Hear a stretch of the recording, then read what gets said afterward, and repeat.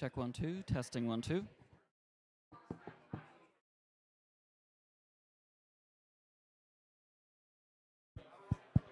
Check 1 2, 1 2 3 4 5 6 7 8 9 10.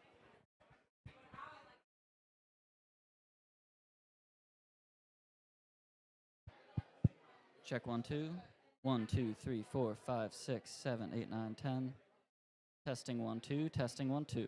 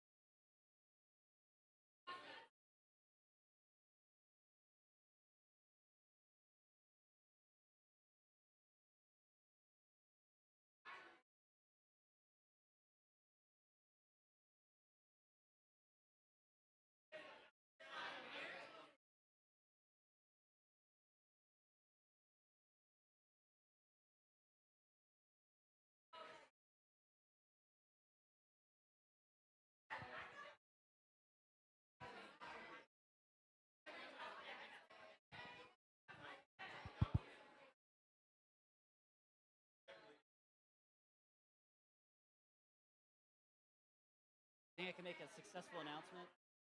You think I can make a successful announcement? Loud. Attention, everyone. We're going to get started in about 5 minutes, and I'm going to turn off the lights shortly. So if you want to mosey on over to your seats, that would be great.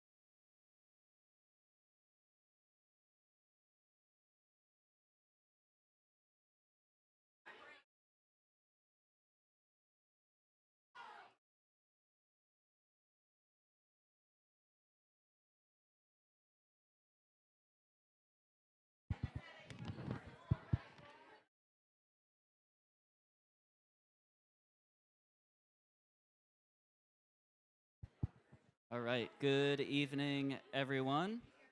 Welcome to the Midtown Scholar Bookstore. My name is Alex. I'm the program director here at the Scholar. Thank you for joining us this evening. We're happy you're here with us, and we hope you enjoy tonight's event. Before we begin, this is the official book launch for Stephen. It's a party. We're thrilled to have him here. Let's give it up. But before that, I have some boring housekeeping, but I gotta say it. One, if you're unfamiliar with our event series, we host many author events over the year. Just a couple that I'd like to flag. On June 24th, we'll be hosting #1 New York Times bestselling thriller author Riley Sager for his new book, The Middle of the Night. And on July 24th, we'll be hosting Pulitzer Prize-winning journalist Anne Applebaum, who'll be talking about her new book, Autocracy Incorporated, The Dictators Who Want to Run the World. Visit our website for more information, and as always, stay tuned to our social media pages, e-newsletter, and take an events flyer as you leave. Lastly, again, this is the book launch for Stephen, so we encourage you to come away with a copy of Skadi and the Geats. We have plenty of copies up at the cafe, as well as Stephen's previous books, and Stephen will be sticking around afterwards for a book signing. A quick reminder that book sales are so important for the sustainability of our event series, for the reason why we can do events like these, and every purchase helps support the author, our booksellers, and the future of our events. But at this time, it's my honor to introduce our speakers. Our interviewer this evening is Patty Kim. Patty serves as the majority chair of the House Insurance Committee.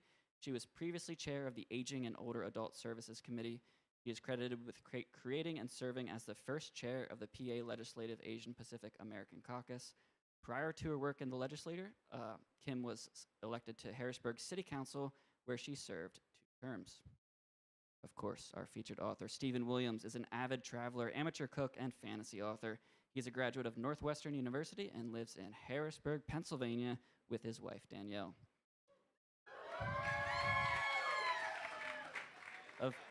Of course, Stephen's latest fantasy book is titled Skadi and the Geats, the 3rd book in the Prose Edda series. Once again, it's such an honor to host Stephen for the launch, so without further ado, please join me in giving Stephen and Patty a warm round of applause.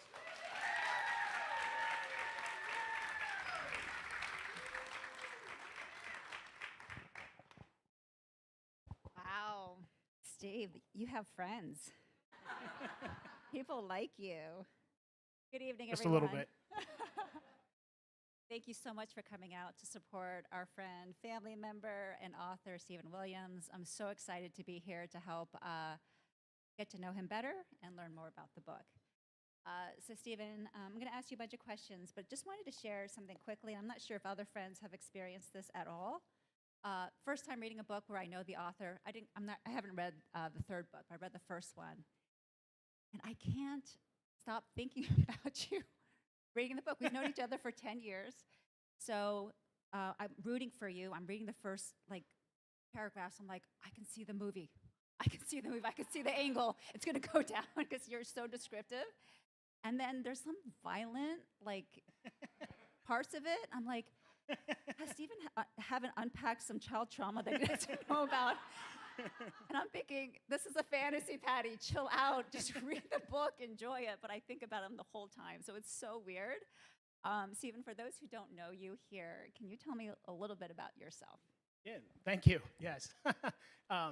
It's funny that you mentioned the violent aspects of the story because my first book was a horror novel, which no one will ever read. But, I was questioning myself, too, writing that story. But yeah, no, obviously, I think everyone is familiar with who I am at this point, but my name is Stephen Williams. I am an author, and, I'm trying to just get people to be more aware of the stories that I write and share them with folks and solicit their feedback, from book 1 to book 3 now. My process has changed a little bit, so, I'll share more of this during the dialogue here, but that's sort of me in a nutshell. Married to a beautiful woman who's sitting back there, Danielle. Yep, I got a lot of friends here. My parents are here. My in-laws are here. So just happy to be supported by y'all, and of course Patty, who's willing to do this. So, Stephen, tell me, how did we get here from the first book to now? Process. Exciting, happy process, painful. Tell me about it. Yeah, so my writing journey, I think, actually starts way back when I was a kid, and the first story that I can remember writing, a complete story, so I would start and stop, but the first story that I completed was when I was in elementary school, and it was about the three little pigs and their fourth brother named Evil Ethan, who was trying to take over the world. And I remember just completing that story and knowing that this is something that I would want to do for a long time. And I always wanted to then write a novel. Like, that was a short story. And it wasn't until my first job out of college where I was the manager of this parking garage in Pittsburgh, and my brother knows this because we were living together. And I wasn't really like feeling that job, surprise, surprise. But I knew that I had plenty of free time being the manager of a parking garage, and so I started bringing my laptop with me to work so that I could, write a story. This is something I always wanted to do, and I didn't want to rest on my laurels. And I was able to complete that story, and that was the horror story that I mentioned before. So that book obviously did not get published. No one's ever heard of it, and I guarantee you no one here will ever read it. But what it did help me was establish a habit for writing and completing the novels. And so I did that over and over and over again, and eventually I got a job a little more in line with what I wanted to do career-wise. I was working for the House. That's where I met you. And I started to think about how politics kind of could weave its way into a story, and I didn't come up with anything groundbreaking. So my next story was science fiction, and it was heavily informed by what I was seeing at the House, and just in politics in general. But it came off very like you would look at me and think this guy ripped off Star Trek. So I dabbled in that for a while, and then it wasn't until 2019 that I wrote Skadi, which is the first book, and that was after having did horror, then did science fiction, more science fiction, and then finally fantasy. But fantasy was what got me through the door with a publisher, and Sunbury Press was the publisher, and they sent me an email bank asking for the entire manuscript. So just a little bit of insight into the process. You solicit publishers or agents by sending out query letters, and like the first chapter or two of your stories, and I would always get no's for all the stories. I even did that with the horror story, but I'd always get no's or just no answers at all. And one guy in particular, I remember it was about one of the science fiction novels, and he wrote this like scathing review of the story, and pretty much, mouth is dry up here, pretty much saying like, you're an idiot. Like, what are you talking about? Like, it was bad. But I didn't let that stop me. I said, okay, there were some like nuggets of wisdom in what he was saying, even though it was harsh, like there were some truth to what he was saying, and that's what I chose to focus on. But that was also like an eye-opening experience too, because I don't have a formal background in writing. I didn't go to school, like I'm not an English major or anything. But I knew that to improve, I had to start seeking out, insights from others that were professionals or had this expertise. And I did that over time, very intentional. So it was like focusing on plot development, the aspects of storytelling. And I did that and informed this story. And I guess it worked because Sunbury Press got back to me and they wanted the whole manuscript. And then a few weeks later, they sent me a contract, and I sent that to a friend who's an attorney, and because I didn't want to get like into a Taylor Swift Kesha situation. So, and when she said it was good, she actually told me I should hold out for a better offer from another publisher. And I said, I've been trying to do this for 10 years. No. I'm going to take this one and see what happens later. Water, Steve. So while you're getting your water, I know a little bit about your work. We're in the Capitol General Assembly, and there's a lot of deadlines. It's very, it's about policy. It's very straightforward. So, Stephen, when you leave the building and you have to start writing, how do you shift from policy to the creative space? Like, how do you get yourself into that space where you can write science fiction? Yeah, that's a good question. And sometimes, maybe I shouldn't divulge this, but there is no shift. I got in trouble when I was working at the House because I was writing during the day. And the chief of staff at the time was like, "You can't do that, Steve. You do that again, you're out of here." So so I stopped. But so I do try and shift gears once I leave. You know, it's not necessarily like I try and divorce the two roles, but I do try and shift my focus. So once the day is over, I'm done being policy, legislative, government Steve, and I can start being, I hate to call it like creative Steve, but like I try and shift over to focusing on, what makes for a proper story, what are people interested in, what am I interested in, and leave the legislative stuff, kind of at the door, because that can be pretty intense. Like, obviously working in, government and stuff can be very intense. So this is almost an outlet for me to not have to deal with that. Great. So for those who haven't read the first two books and not understanding the whole theme, so this is Norse mythology. What in the world is Norse mythology? Yeah. So I think almost all cultures have some form of mythology, and Norse mythology stems from the Scandinavian Nordic part of the world.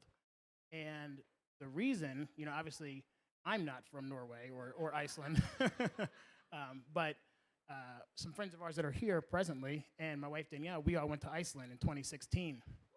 Yeah, yeah. And Heavenly was just there too. Yes, so we went to Iceland in 2016, and we went to some of these saga museums that touch on, Norse mythology or just Icelandic culture. And it was there that I was like, oh, this is kind of neat. It's pretty cool. I was already familiar with like who Odin and Thor was, because I think like most people have seen a Marvel movie, but seeing the true mythology from the perspective of Iceland and from their museums and the way they kind of covered it, that was pretty interesting for me. And then when we came home, because we got engaged there also, Danielle and I got engaged in Iceland, we were trying to figure out where we wanted to get married here that met our budget and met our aesthetic taste, which those two things weren't aligning, and Danielle suggested that we go back to Iceland for our marriage, for the wedding. And so we did that, and surprise, surprise, it's actually more affordable to have a destination wedding with like 20 people in Iceland than to have a larger wedding here in Harrisburg. So, and for a whole week too, so we did that, and again, hit up some of the saga museums. And so those two experiences, and seeing how much Iceland as a country, like interestingly enough, was impactful in my life. I knew that when I had this story that I wanted to tell, I knew what lens I had to tell it through, which was Norse mythology. And also, this might be like a bit of a cop-out, I knew some people were already semi-familiar with Norse mythology, so that if they were going to pick up a book by an unknown author, there might be some familiarity and context for them to grab onto. So, yeah, that's how I arrived at Norse mythology. So obviously the book has to be pretty descriptive to really be, so the reader is immersive into the story. When you were in Iceland, were you journaling, or were you taking pictures and writing down descriptions? Like how did you bring it to life? Yeah, Danielle will tell you that I do not put my camera down when. In fact, my first trip abroad, I remember even like sort of reflecting on this, that I almost experienced the countries through the camera, and I thought, I feel like I missed these countries because I always had my camera up in front of my face, and so when we were in Iceland, like I still kind of am that way, but I try and be more intentional about experiencing the places that I'm at. So I'll put the camera down. But I did record this journey. I journaled the experience every day religiously. So I would get home and I'd be like, okay, we went to, this waterfall. This is what I was thinking. This is how I felt being there. And I have that journal at home. It's a leather-bound journal. It comes with me on every trip. And so yes, to answer your question, I kind of got a feel for where I was at. And as best I can, I use that to describe the settings of these stories. So Skadi is the main character in all three books. Can you explain who she is? Yeah, sure. So Skadi, first and foremost, like her front-facing descriptors are that she's a Viking, she's tough, she's a warrior. she's trying to fight the good fight and live in this like world that's can be violent, but and test you. But you know, her like the underlying elements to her is that she's someone who is trying to improve the world that she lives in, and you know, make it a better place for not just her son, which is in the first book what she starts out trying to do. Her focus is on like trying to make the world better for him, but the journey for her, and you know, maybe this is a little bit of a spoiler, but the journey for her in the first story is to recognize that that's not enough if you're going to really try to improve your world. Like you need to go at it from a how can I make this place not just better for my child, but for everyone else's child, and you know, use that to drive you. And so to describe Skadi as a character, she's a tough Viking and badass, but underlying, she is someone who is really trying to improve her world despite how difficult and tough the world is to live in. So as I was reading the first book and overthinking about you as my friend, which was so annoying, I was thinking, and I kind of know a little bit of your family members. Describe some of the strong women in your life, and maybe was that some inspiration to the character? Oh yeah, definitely. So Danielle, my sister Danielle, and then my mom, you know, definitely informed Skadi as a character. And I can't shout out all the people too, but you know, I'll give Carrie a shout out. You know, you know, whether it's an angry email or, or Rachel, you know, but yeah. So you know, Danielle, my mom, my sister, chief amongst them, definitely informed Skadi as a character, and I think it really does shine through in how she is portrayed and how she interacts with her son. Which, you know, some people think the son is me. I can tell you that wasn't intentional, but like, so yeah, thanks. So thank you for picking a woman, a badass, as your Yeah. main character, Stephen. We really appreciate that. Is fantasy your favorite genre to write in? You know what? I don't know, because it's hard to answer, because it's what got me to this point. You know, I had dabbled, like I said in the beginning. My first story was a horror novel.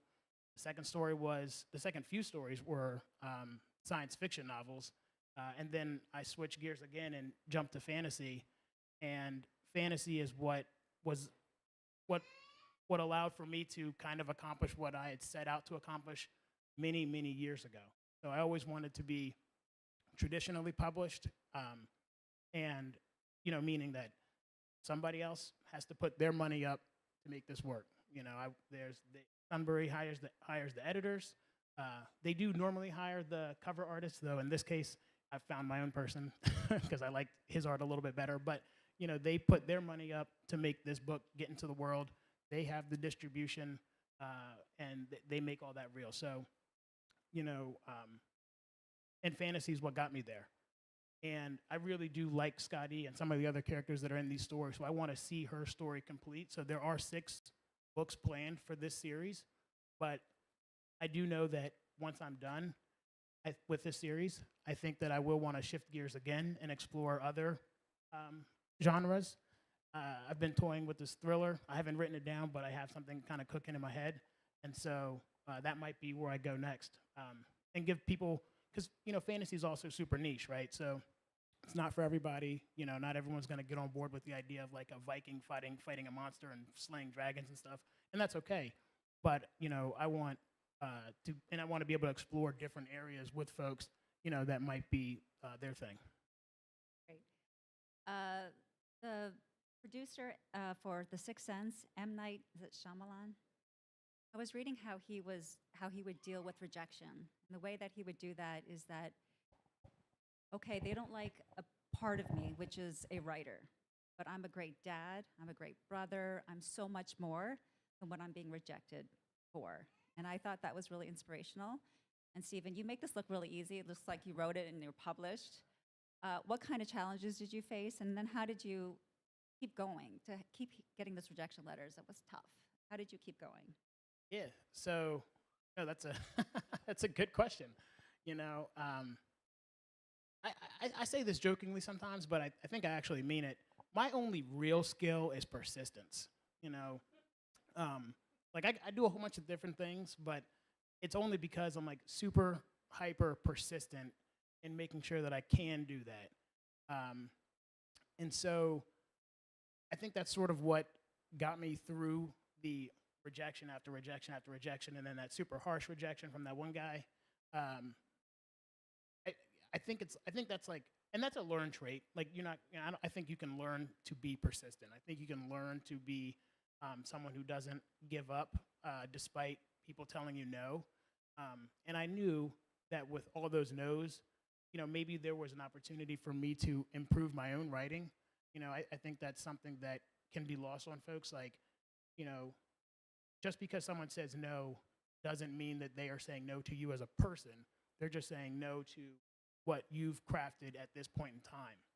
And so, you know, I took those rejections as opportunities for feedback. And, you know, I said it earlier, I shifted gears in how I approached writing. I started looking up, you know, the elements of proper character development. Now, I used to walk to work when I was a little less lazy, and I would listen to Audible on, you know, creating different characters, and I would let that inform, you know, what I would inevitably be writing. And so, and you know, part of me is like, Danielle might agree, and sorry, and I hate to keep calling her out, but you know, she's like, you know, some people might say I'm full of myself, but I think, you know, you need some of that personal drive to keep going. You know, you've got to believe that you can do this if you're gonna get it done. And you know, a lot of people are gonna tell you no. You have to be the person that's telling yourself yes at all times if this is something you're truly pursuing. So do you think your writing has improved from book 1 to book 3? Oh yeah. Oh yeah. You know, part of that is so like I'll explore the process a little bit, right? So you write this book, you seek feedback, you seek feedback from folks. You know, so the first book is like your first draft, and then you get what are called advanced reader copies, right? And you send those out to folks to solicit feedback from them. Now, friends and family might say, "Oh, that's great," you know, or "That sucked," you know. But what are you supposed to do with that? You can't do anything with that information. So, what I did was very meticulous. I created actually a survey document that captured certain types of information that I needed that I thought would better inform the story. So, like, what did you think about dialogue? What did you think about pacing? What did you think about the conclusion of the story? You know, since this is a series, are there elements in this second or third novel that don't align with something that happened in the first story so that there's continuity between the series, right? You know, I might forget something that happened in the first book, and then it's like, why is that character still alive? Didn't they die 2 stories ago? You know, so making sure that there's continuity in the series. So you send all those out, and then solicit that feedback. So actually, I think I lost track of the question, but but anyway, that's the process for me and for informing my stories. And so, you know, what's the question again? If you improved your writing from Oh, book 1 yes, to sorry. book 3, and you said yes. Yes. So anyway, so improved at writing, did not improve at interviewing. So, you know, but so that process has helped me to become a better writer. But then what really helped, because that's still like a selected group of people. That might be 10 folks who are willing to step up and do that, which, I mean, it's a big ask because you're asking them to read an imperfect draft of your story, which is going to really be kind of bad. But then once the book's out there in the world, you know, you're getting feedback from people who can be total strangers, and they're going to give you their honest take, you know. And so letting that also inform the process and recognizing where there were deficiencies. And one of the biggest things that I kind of took away is, in terms of like negative feedback on the first story, was some of the text and dialogue felt too modern, right? Like the dialogue seemed a little too modern for the setting that it was supposed to be. And so, you know, that was something that I had not picked up on from any of the ARC feedback that I'd given to people. No one had mentioned that. I obviously did not catch it. So that is something that I tried to address moving forward. You know, it's not going to be perfect. You know, I don't speak Old Norse, but you know, so but once you have that book out in the world, and it's beyond just friends and family or, folks that are local to you, and you start getting that real feedback, then you know where your deficiencies are as a writer, and you can start to work on those. And so putting the first 2 books out there really let me see, what I needed to work on. And I think I address those in this book, and then I will in the books that follow. Love it. So let's tease out the story a little bit. We have a Viking warrior. She's a mother. She's protective of her son. She goes through a lot of different battles. So who's the bad guy in this book, Steve? So in the first book, the villain is what's called a Jotun or Jotnar, which is in Norse mythology it's almost a catch-all. It's not necessarily a monster, right? It's like in Norse mythology, all the creatures sort of break down in a few categories. Like there's humans, there's the gods, there's elves, right? And then there's like this 4th element, which is the Jotnar. And even some of the gods are part Jotun. Like everyone's familiar with Thor. Thor is part Jotun, but it's not super highlighted. But it served as a interesting foil to Skadi because it's sort of a nebulous character that's doing bad in the town that they live in. And so, and it was an interesting creature to explore because part of the fact that it was so nebulous in terms of its how it's defined meant I could kind of do what I wanted with it. So, I say these books are Norse mythology, but I think a more accurate take is Norse inspired because I do take some creative liberties, and I'll continue to take those creative liberties. But so that's the villain. Very good. Okay. We have a couple more questions left. If anyone has questions in the audience, please think about it. So again, I'm not a violent person, but there's a lot of violence, Steve. A lot of sword fighting, something about a horse cut in half when somebody woke up. Oh, I forgot about that. Never mind. Very entertaining. But I have a feeling, knowing you have a deeper side. Can you tell me what the underlying message might be with all of this? Yeah, absolutely. So even as you could write the most violent story in the history of the world, and it will still only be half as violent as what goes on in the real world. And so, the stories are meant to sort of not necessarily mirror, but be a model of the real world. And the underlying theme and element that pervades through each of them is that if you want to see that sort of world changed for something better, you're going to have to be an advocate for what those changes are and really fight hard for them, despite how tricky and difficult that might be. Yeah, so that was my most succinct answer.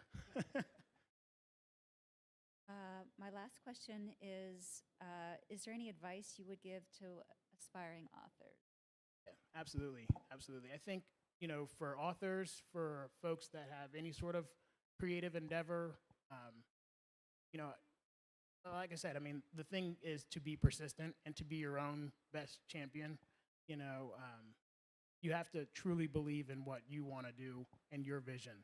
That doesn't mean the vision can't change. It doesn't mean it's not malleable, but you have to be, like, that drive needs to come from you, and you need to find people that support you in that effort, because that'll get you across the finish line. Whatever that finish line might be, that's for you to define. For me, it was to be traditionally published, to get my books out there in the world. That might not be everyone else's goal or finish line or what they're trying to do, but whatever that might be, it's going to require you to have drive and to surround yourself with folks that believe in what you're trying to do as well, so they can sort of carry you along when maybe you're running on fumes. So, Stephen, I'm just going to end with this, that, we have some people running it for office, some at the top of the position, and I'm here because a good person is winning. I love that. Stephen.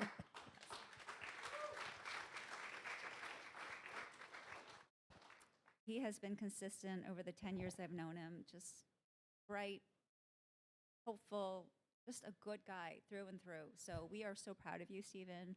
You're a role model to so many people, and we're grateful for putting yourself out there, being vulnerable, and keep persisting, because you belong on stage, Stephen. So Thank you.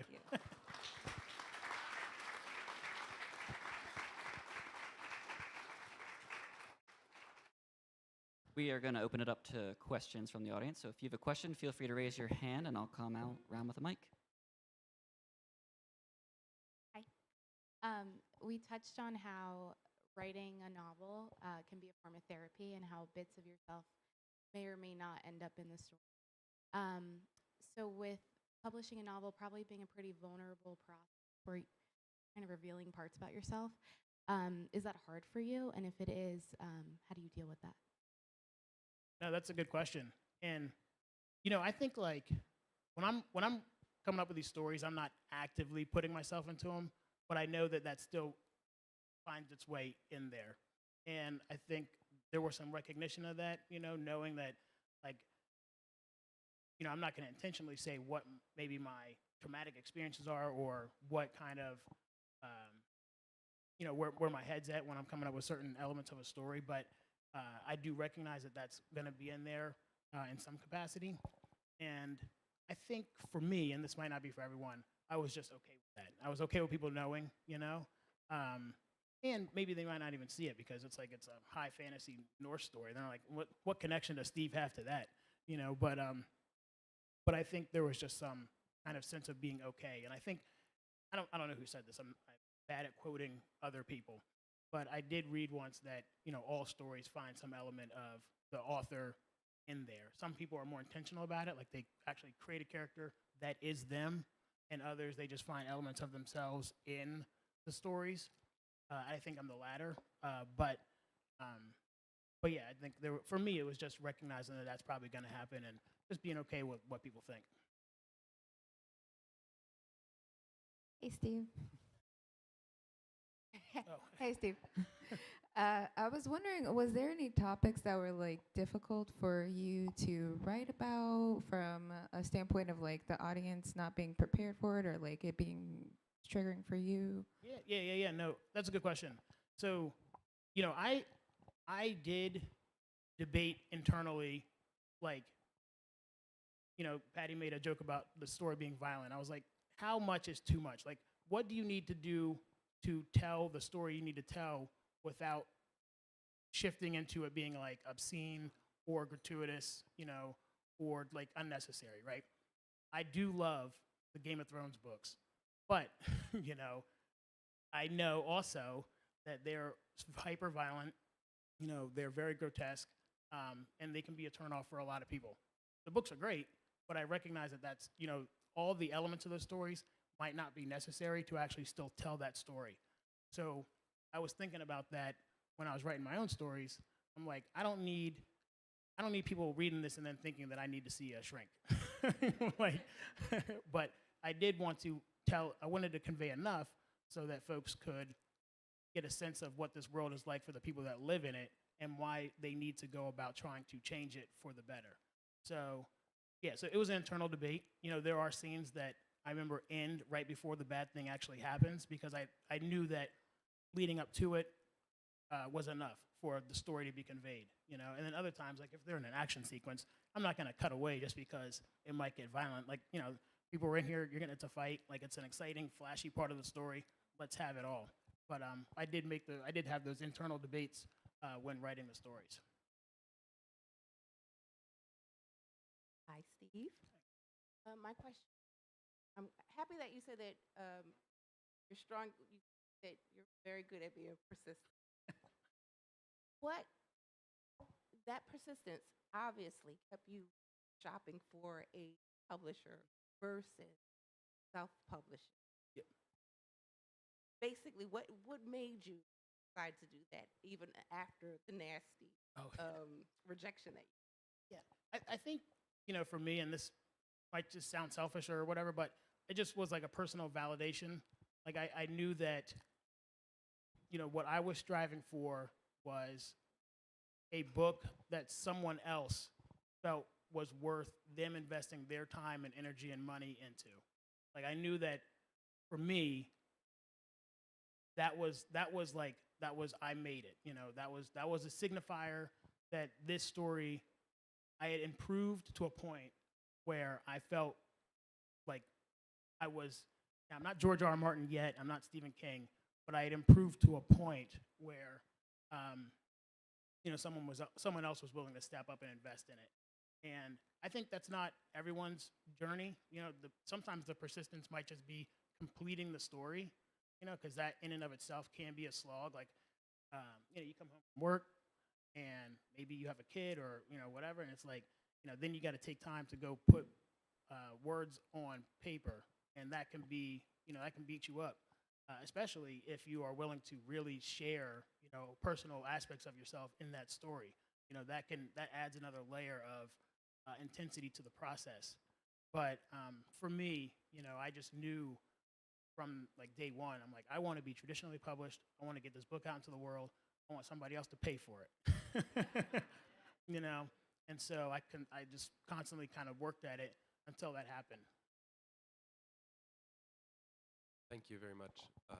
My question is, in your writing process, what is the most difficult part for you, and what is the most rewarding part? Maybe has that changed at all from the first book? Yeah, no, that's another. These are some good questions. A sharp crowd. The most difficult part, I think, at least in the first story, was coming up with an idea that I thought could bear fruit and actually produce like a novel-length story, right? So not all ideas can do that, or maybe not all ideas from a single person can do that, but in the first story, that was the most difficult part.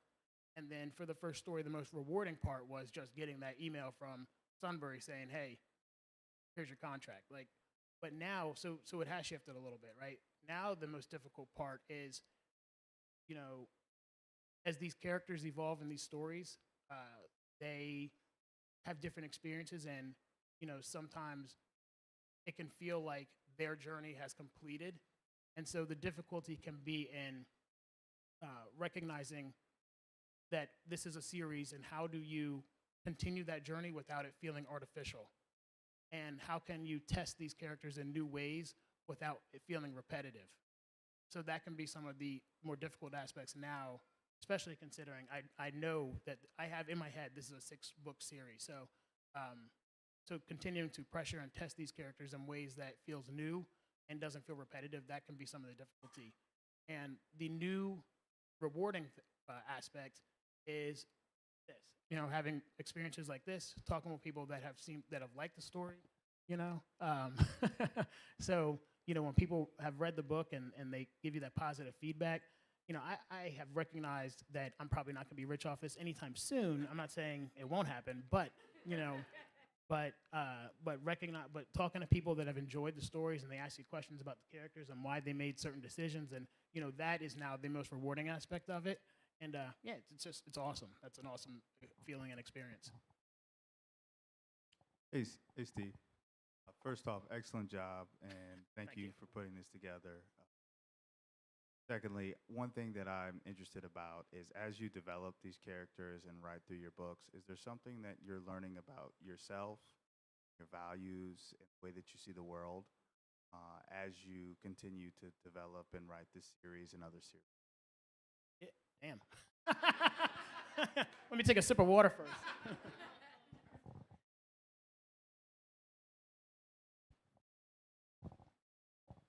Yeah. So, yes.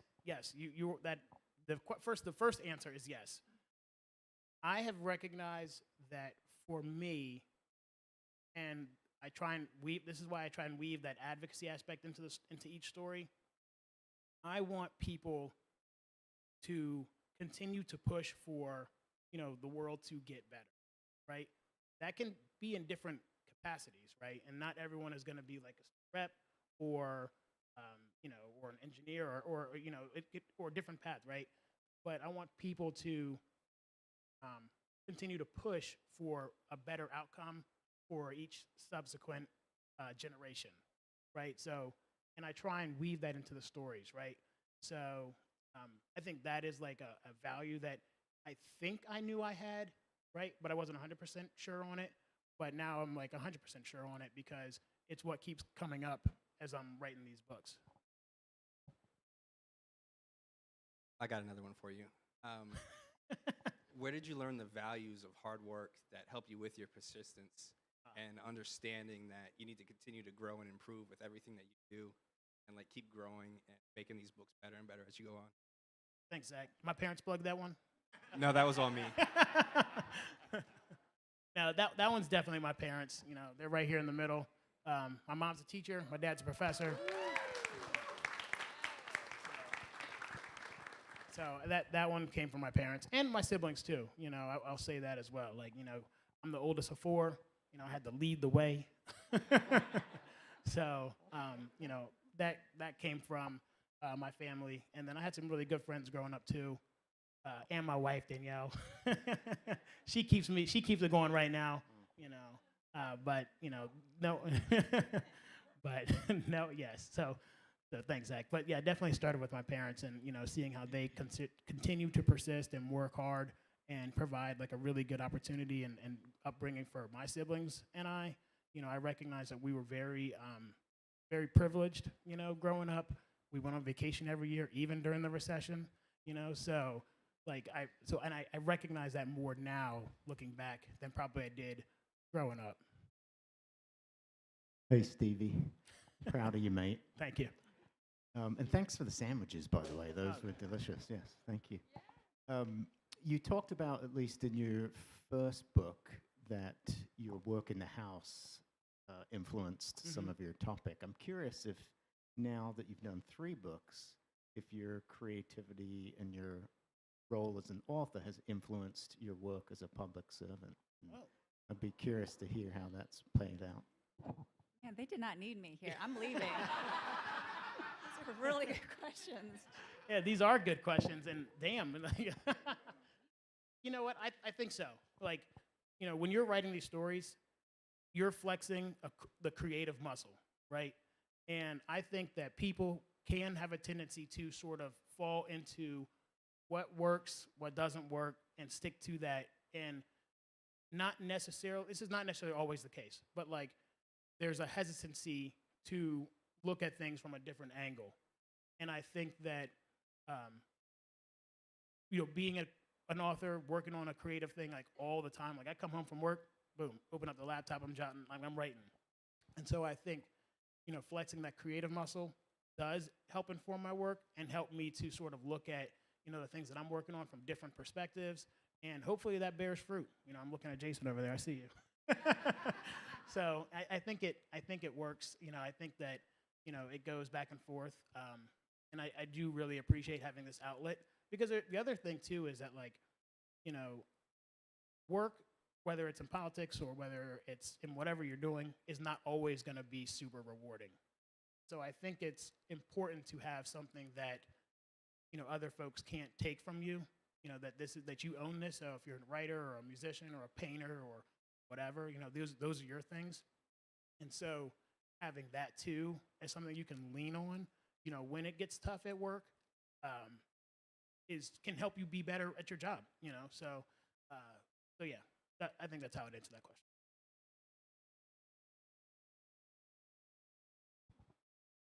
Hello. What was it like writing through a female lens?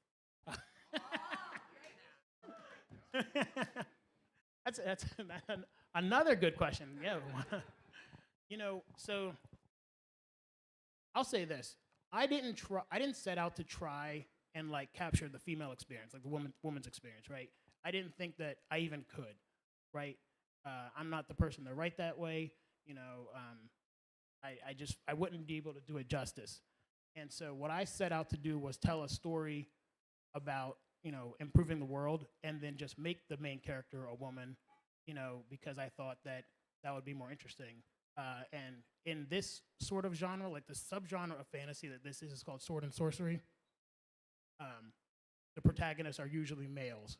So, you know, in an attempt to subvert that trope or that you know, sort of played out aspect of the sword and sorcery subgenre, you know, I flipped the script and made the main character a woman.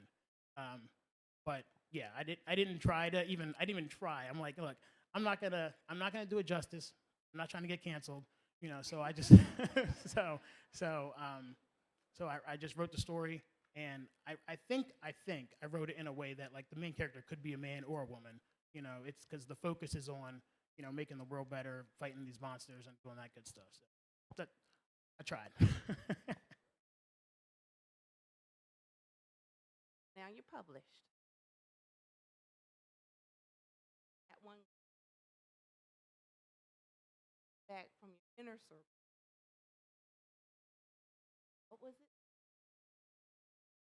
Positive review and first negative. Yeah, no, that it.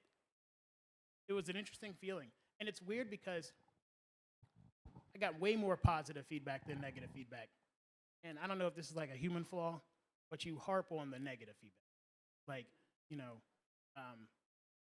I remember like a whole ton of positive feedback. I'm like, it's like almost universal. Like people are like, "Oh, this story's great. I liked it. You know, I read it. I had a good time."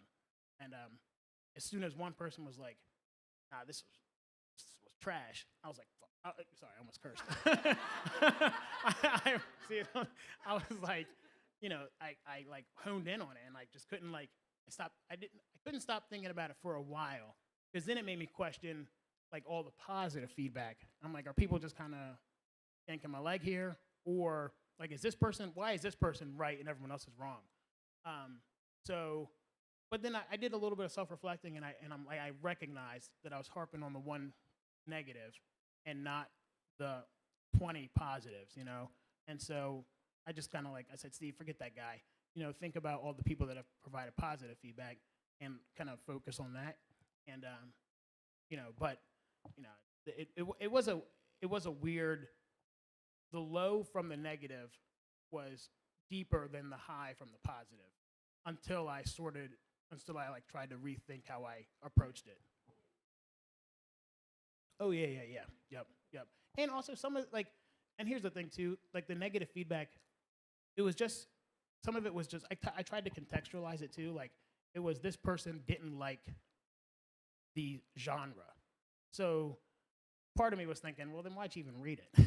but so yeah, but you know sometimes there are negative feedback like I told you earlier, the folks that said that the dialogue felt a little too modern, that was real, that was helpful feedback, and that's something that I can apply to, you know, my next few stories.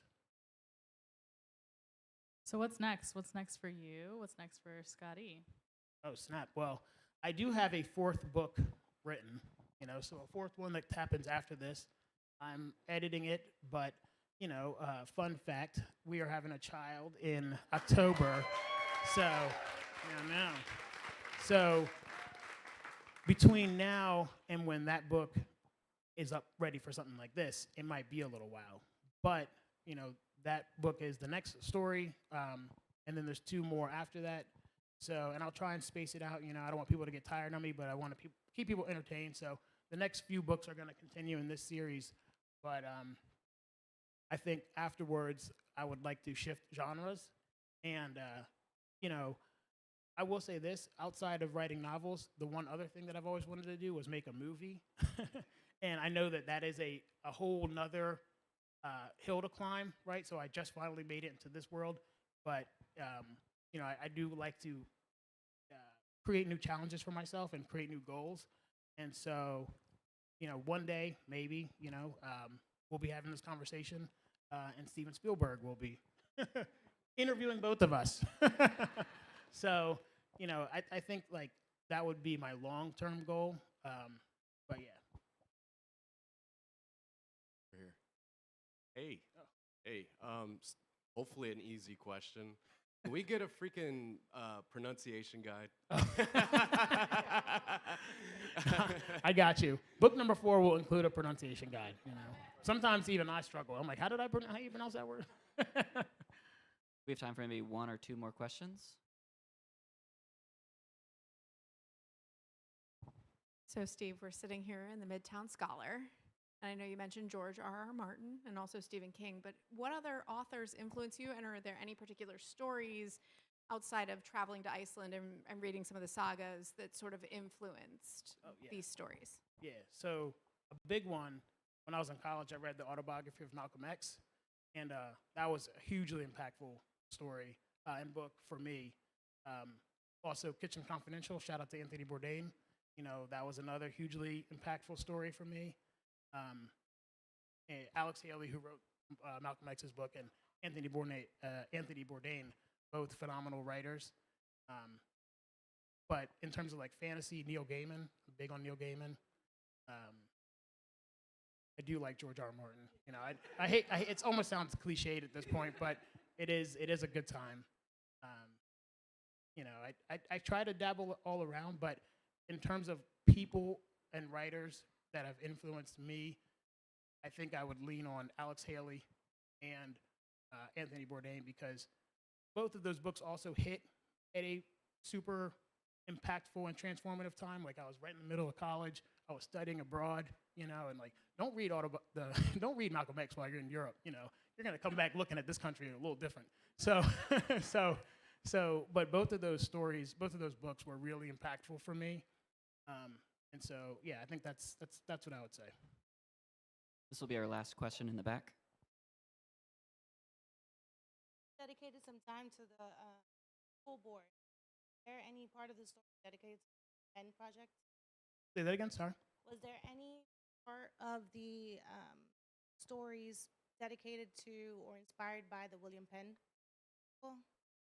Not so much, but there is an aspect of the story that touches on the school board, and I dedicated this book to Jim Thompson, who is currently on the school board. I didn't know him before I ran, but I got to really know him while serving, and he's just so I talk about advocacy and you know, like types of public servants that we want to see more of, and Jim represents that. So not so much on the William Penn, but you know, Jim Thompson as a school board director, he is an aspirational figure. He's very forward-thinking and relatively selfless. And so, you know, I really got to know him and look up to him. And so I dedicated the book to him.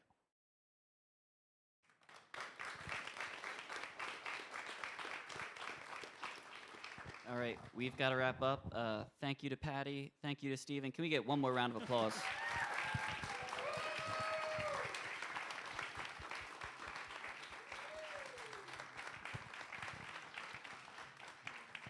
So we're going to have a book signing with Stephen over at this table here. Give us just a few moments to sort everything out. Thanks, everyone, for coming. Congratulations again to Stephen. Thank you again to Patty. Books are available for purchase up at the cafe. We've got the new one as well as Stephen's previous books. Thanks again, everyone. Have a good night. Thanks, y'all. Thank you. Appreciate you.